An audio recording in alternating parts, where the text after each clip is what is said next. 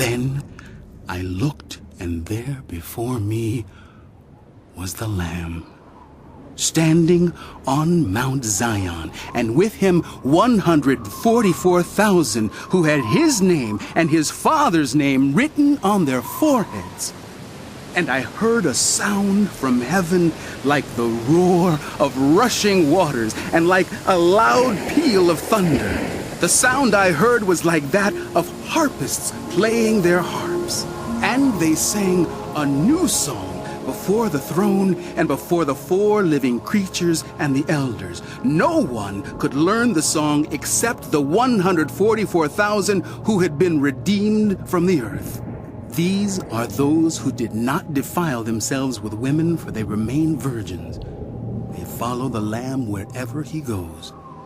They were purchased from among the human race and offered as firstfruits to God and the Lamb. No lie was found in their mouths. They are blameless. Then I saw another angel flying in midair. The angel had the eternal gospel to proclaim to those who live on the earth, to every nation, tribe, language, and people.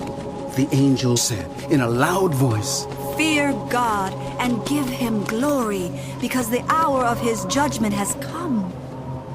Worship him who made the heavens, the earth, the sea, and the springs of water." A second angel followed and said, Fallen, fallen is Babylon the Great, which made all the nations drink the maddening wine of her adulteries.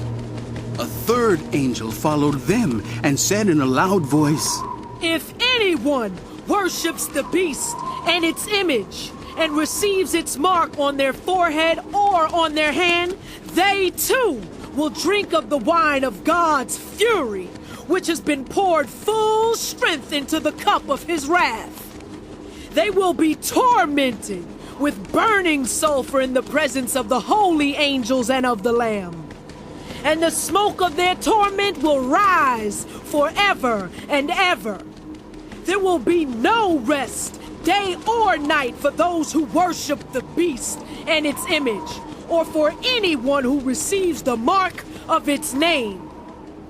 This calls for patient endurance on the part of the people of God who keep his commands and remain faithful to Jesus.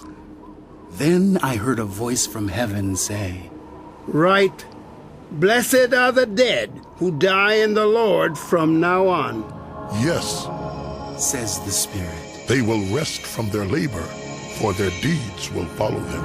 I looked, and there before me was a white cloud, and seated on the cloud was one like a son of man, with a crown of gold on his head and a sharp sickle in his hand.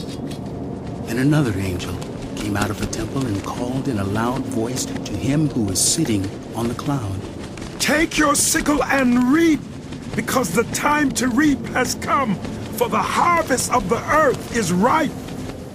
So he who was seated on the cloud swung his sickle over the earth, and the earth was harvested. Another angel came out of the temple in heaven, and he too had a sharp sickle. Still another angel, who had charge of the fire, came from the altar and called in a loud voice to him who had the sharp sickle, "Take your sharp sickle and gather the clusters of grapes from the earth's vine, because its grapes are ripe." The angel swung his sickle on the earth, gathered its grapes, and threw them into the great winepress of God's wrath. They were trampled in the winepress outside the city, and blood flowed out of the press, rising as high as the horses' bridles for a distance of 1,600 stadia.